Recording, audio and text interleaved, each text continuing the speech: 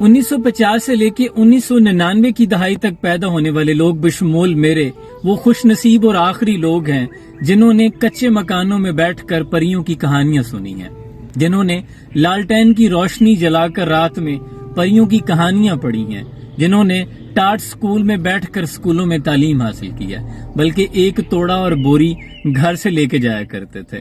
ہم وہ آخری لوگ ہیں جنہوں نے کھیتوں میں ہل چلاتے بیلوں کے ساتھ دیکھا ہے، جنہوں نے کچے گھڑوں میں پانی پیا ہے اور گاؤں کے جو بڑے بڑے ٹیوب ویلز ہوتے تھے انجنز والے ان پہ نہائے ہوئے ہیں،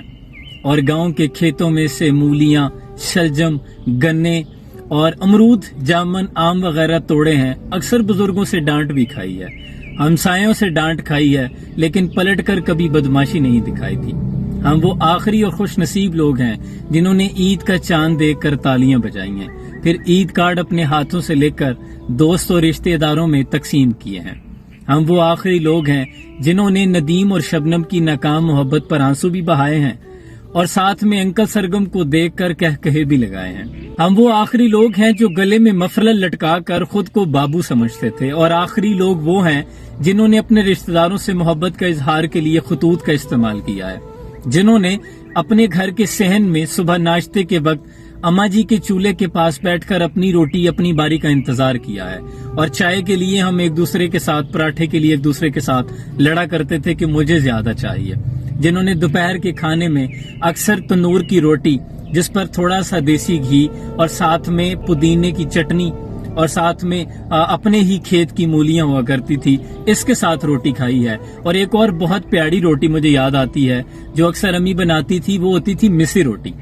ہماری زبان میں اسے مسی روٹی کہا جاتا تھا، اور اس میں پیاز، ہری مرچ، ادرک یا کوئی مسالہ ایڈ کر دیا جاتا تھا، نمک مرچیں ڈالی جاتی تھی، جو کہ آج کی لیٹسٹ فارم پیزا ہے، لیکن یقین ماننے جو ٹیسٹ اس کا تھا نا وہ اس کا بھی نہیں ہے۔ ہم وہ آخری لوگ ہیں جو باقی بہن بھائی نیچے ٹی وی کے پاس بیٹھے ہوتے تھے، اور دوسرا بہن بھائی، میں خود بلکہ ان میں سے ایک ہوں، جو چھت پہ چڑھ کے اینٹینا ٹھیک کیا کرتا تھا کہ اب ٹھیک ہو گیا، اور اینٹینا ٹھیک کرتے پورے محلے کو خبر ہو رہی ہوتی تھی کہ اینٹینا ٹھیک ہو رہا ہے، اور اینک والے جن کا انتظار کرنے والے لوگ۔ ہم وہ خوش نصیب لوگ ہیں جنہوں نے گرمیوں کے دنوں میں چھت پہ جب چرپائیاں چڑھائی جاتی تھی، پھر ہلکا ہلکا چھت پہ پانی چھڑک دیا جاتا تھا کہ وہ تھوڑی ٹھنڈی ہو جائے، پھر پنکھے کے سامنے سب سے پہلی چارپائی تو میری ہوگی، اس بات پہ بحث ہوا کرتی تھی۔ گھر کے آنگن میں بڑا نیم کا درخت ہوتا تھا، نیم بہت کڑوی ہوتی ہے، لیکن تب لہجوں میں مٹھاس تھی، لہجے کڑوے نہیں ہوا کرتے تھے۔ مجھے یاد ہے کہ ہمارے محلے کی ساری خاتون جمع ہو کر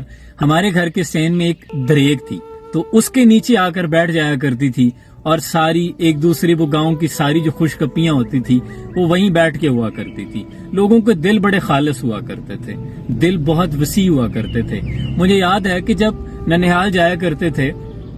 تو جو ارد گرد والے گھر ہوا کرتے تھے نا، وہ آگے شکایت کرتے تھے کہ تسی اپنے پرونے ساڈے گھر بھی لے کے آؤ۔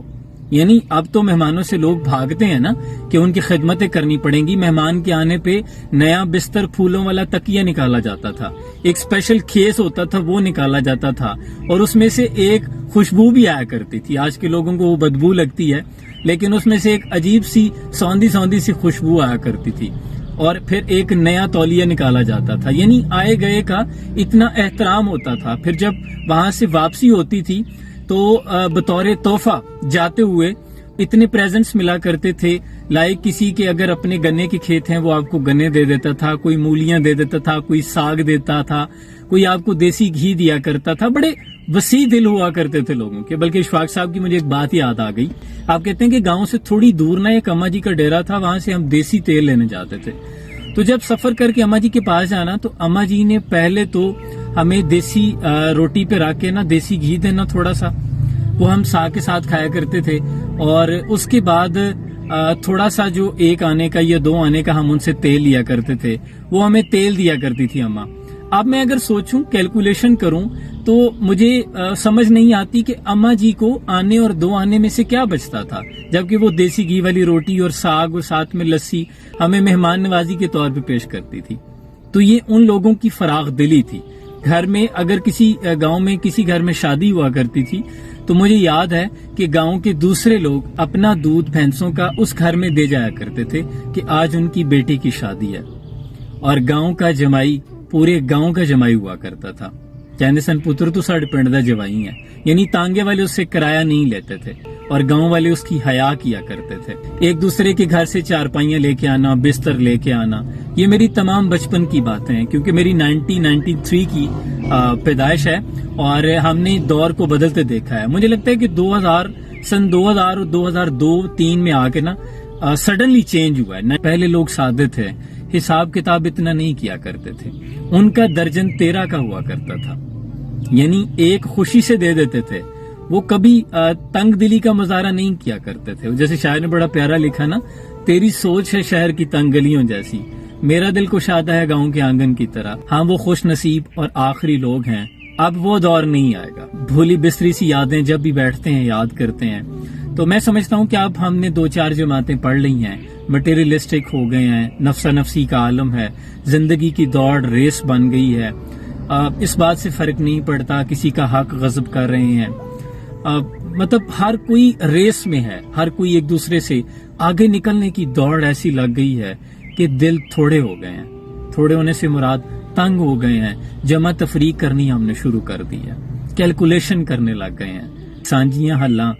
सांझियां जोगा नहीं रहियां, यारों उन्हों पुरानियां गल्लां नहीं रहियां। अब एक दूसरे से लोग हसद नहीं किया करते थे, तो बहुत खूबसूरत दौर था। उस दौर के जितने लोग होंगे यकीनन उनको ये वीडियो देख के अपना पुराना दौर सारा याद आ गया होगा। अपनी जो आपकी याद दहानी है, जो खूबसूरत मेमोरी है, वो कमेंट्स में जरूर शेयर कीजिएगा। अल्लाह करीम से दुआ है, अल्लाह वो मुहब्बतें, दुआ तो कर सकते हैं और ख्वाहिश भी है जो मरते दम तक रहेगी, कि वो सुहाना दौर, वो खूबसूरत यादें, वही कल्चर, वही अपनाइयत अल्लाह हमारे माँ बहन फिर वही अपना दे, वही मोहब्बतें डाल दे, निफाक से हमें दूर फरमा दे। अपना बहुत सा ख्याल रखिए, दुआओं में याद रखिएगा। सलाम पहुंचे।